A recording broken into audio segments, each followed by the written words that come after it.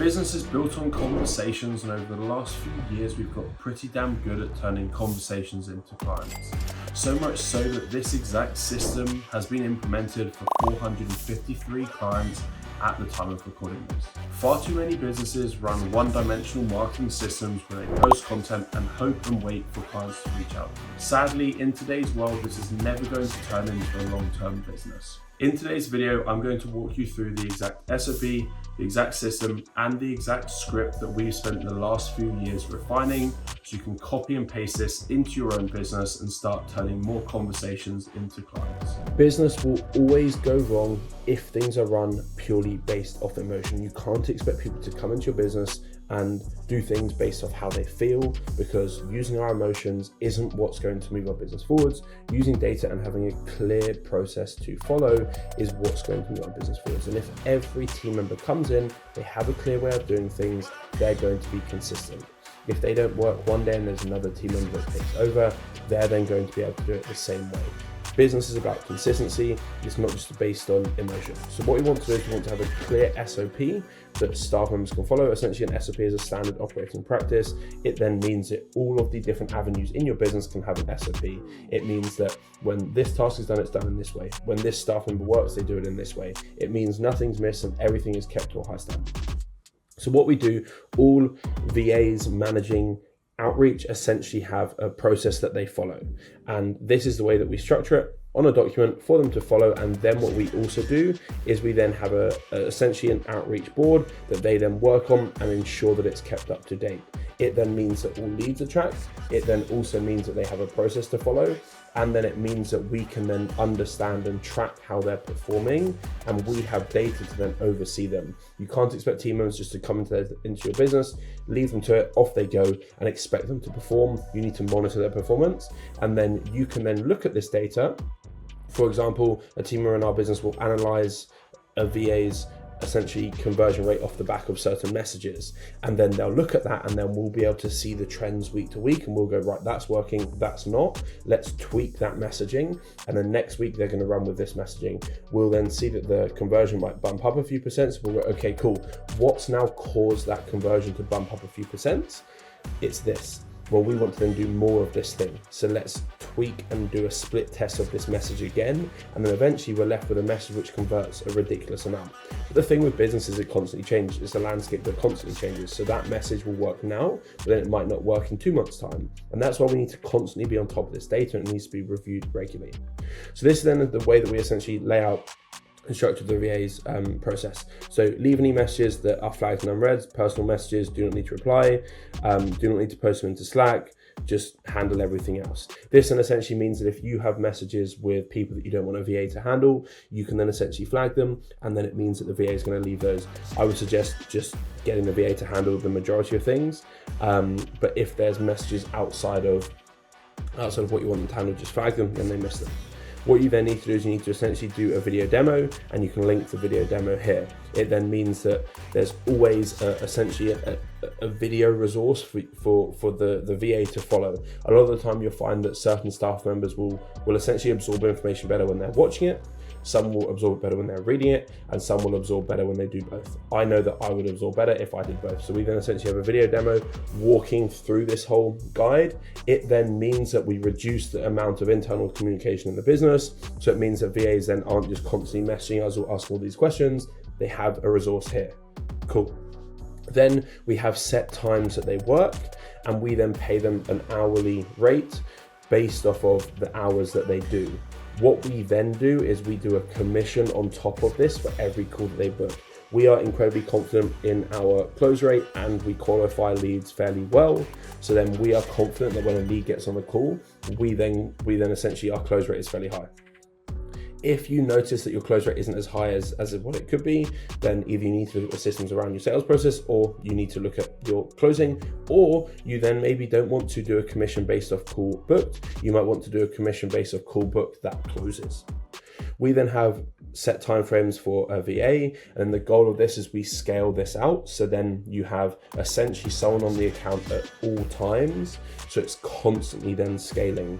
It then essentially creates a ridiculously scalable system. You'll notice Instagram, Facebook, these different platforms will flag you up if you're doing large amounts of messaging in one go. So this is why having shifts works really well, because it allows you to push the messaging. And it then also means that leads are constantly getting a quick response rate. That is one thing that will make a drastic difference if leads are being left on unread for a long period of time, or if they're getting quick responses will obviously always correlate to more calls. We then get all people working to post a beginning message inside Slack. So they essentially post this into the appropriate channel, where they'll then post an emoji, they'll tag the channel, they'll put the start time, they'll put what they're doing and what platform they're managing, and then they'll pop in their KPI targets. All KPI targets are set with them, and they put these in here to reinforce them. And then at a glance, it allows me and team members to see what they're working towards. So how many story reactions are they working to? How many people are they trying to follow? How many posts are they liking? How many posts are they commenting on? Then here we just reinforce this, that these are the base of the goals and targets we have set out. Please list out a plan for the day if there's anything specific scheduled. If they have tasks that they're planning on doing outside of this, then they need to write that in, because we then don't want to essentially have us paying for VAs doing things that doesn't make sense, and the money could be put to a far better use.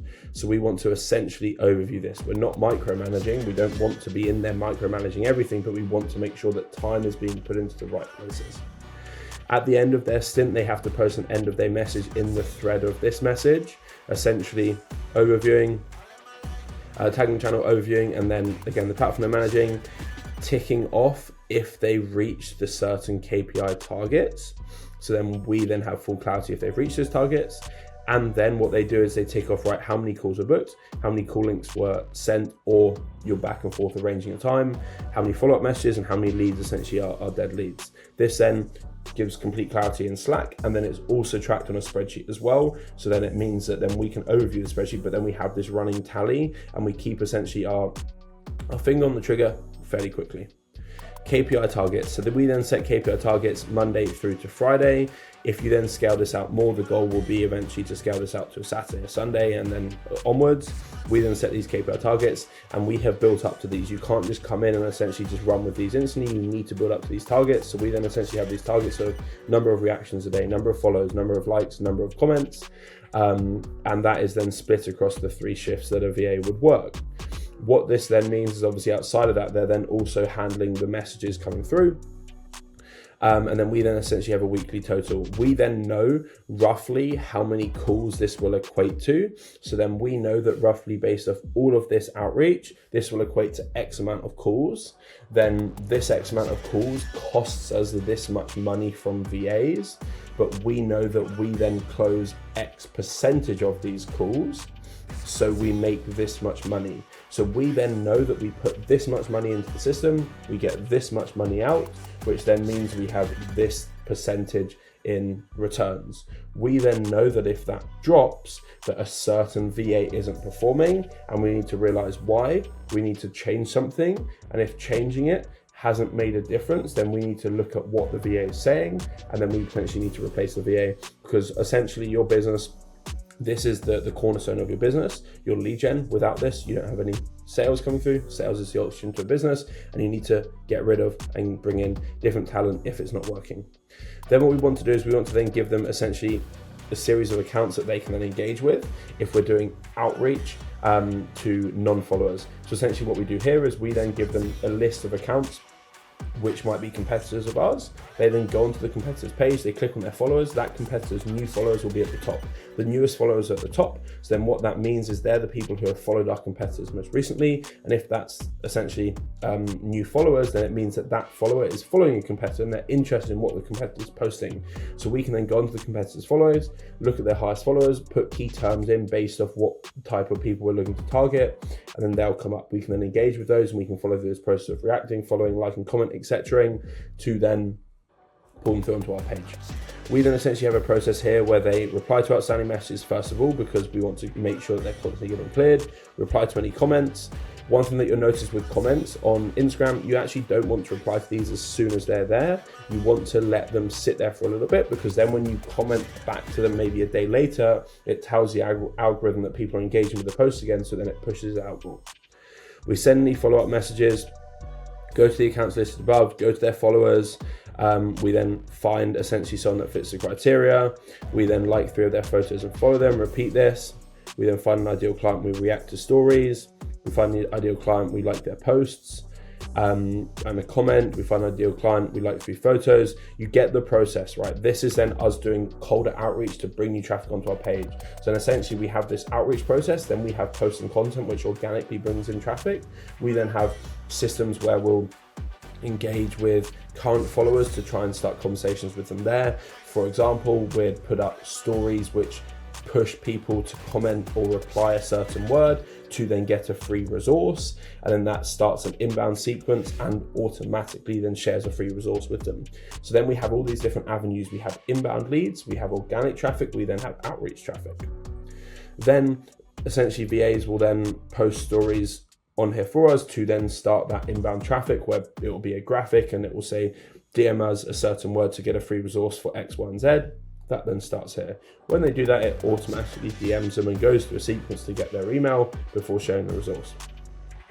At the end of the work block, they then essentially post content onto a certain account. One thing that you'll notice with social media and scheduling platforms work really well, but you just want to make sure that they're not all posted at exactly the same time, because social media platforms don't like things looking robotic. So either schedule them at different times or get a VA just to post them. Then we set some criteria that account must follow. We don't want VAs just doing all this outreach on crap quality accounts. So we set some criteria and we express the importance of this, because essentially all of this workload is pointless if it's not being done to this standard. So they need to be posting consistent content. This obviously varies, right? If you're selling to different people, we sell business to business. So we want to see that the business is posting consistent content, because it generally might mean that they're an established business. We don't want them to look like a spam account. It's not mentioning things about sales and marketing necessarily, because we're coming in to help with automation systems, sales, marketing. So there's no point. And based off the calls that VA has put before, do they look like a similar account? What we then make sure that they do is they track everything on a spreadsheet. And on this spreadsheet, the goal of this is for them to track the number of followers that they've had at the start of the month, their KPI targets, the counts they followed, the reactions, the likes, the comments. We then automatically calculate the message reply rate based off their first outreach. So we can then tweak this and ensure that we're getting a good response based off that. What then happens here is we then have essentially someone that will be managing the VA, a team member, and they'll pull that onto a master spreadsheet, which has all business analytics about money, about calls, about clients, about retention, about churn, all of these things on a master spreadsheet that I then review, so I'm not jumping in and out of all these different spreadsheets. We then essentially list out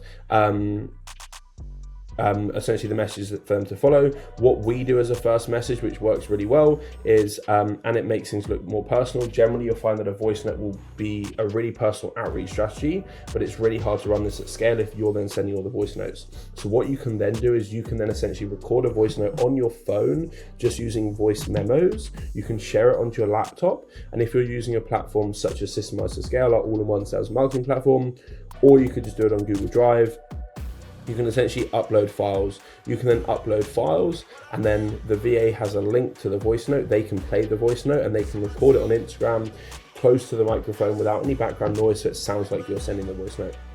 Then what we do is we then obviously train the VA to the point that they can actually have a conversation. They know our product. That's a big thing. You can't put a VA in if they don't know your product, because they won't have a clue what they're essentially trying to sell. And they have a conversation. If we then don't get a reply to this within 2 days, we then essentially send a follow-up message. If we then don't get a reply within 2 more days, we essentially like 3 photos and react to their story with an emoji. And then if they not respond to that, then they're into a dead lead. Then in theory, the goal of that is we then resurface that in a couple of weeks time to then start the conversation again. And in theory, that being said, our content would have nurtured that lead even more. if we've sent a call link to a lead or we've suggested them 2 times. Generally, if you're in a DM conversation, you're trying to book in a call, if you just share the call link in DMs, sometimes leads won't really like that because it can be more overwhelming choosing time and all of this. Whereas if you suggest to them, would this time or this time work on this day, you give them 2 options, they'll say that time, you can book it in manually for them in the calendar and it will trigger the automations. If they haven't though, we then send a follow-up along the lines of this. We give the VA resources, free resources, so they have lead magnets that they can share out based off the flow of conversations. And then we essentially have links that essentially are about our program. Sometimes we might find that we're speaking to leads in the DMs and they'll say, well, I want to know more about your program. Obviously the goal is to push them into a call, but they might want a little bit more clarity first. So what we then do is we have a landing page with a video of me talking about our product, our service, and below that, in that landing page, we have a calendar where they can book as well. But it's all these resources that you need to give your VA so they have a clear structure to follow, but most importantly, you need a system for them to follow. So what we do is we essentially build out a lead management board that VAs use that essentially tracks all leads automatically. So we want VAs following up with leads that come from lead magnets. So anytime a lead opts in, they'll automatically appear in this lead magnet column. Anytime a lead replies with a keyword, for example, if they DM us the word automations and we send them a free resource on automations, they'll appear here. And anytime it's just a general social media lead, they then will appear here. So these 3 columns automatically populate with lead magnet downloads, people who comment or DM us keywords, and social media leads. They'll automatically populate in these 3. And then it means it's super easy for the VA to have a conversation with them and drag the cards to the appropriate sections, essentially based off where they are. So they can drag someone into the manual opening message or a conversation, if they've offered a call, if they've booked a call, if they're a dead lead. It then means that it's super simple and all leads are then categorized in these certain columns. What this then means is we then have an oversight of the rough lead flow coming through.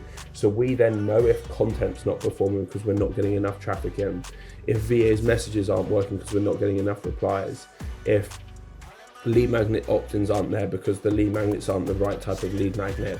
We then have essentially an understanding of the flow of all of this traffic, and it's so easy for a VA to simply just drag cards across. Because what would happen is someone opts into a lead magnet, they'll appear here as a card. And the VA can then essentially reach out to them and they can then drag them into the conversation column.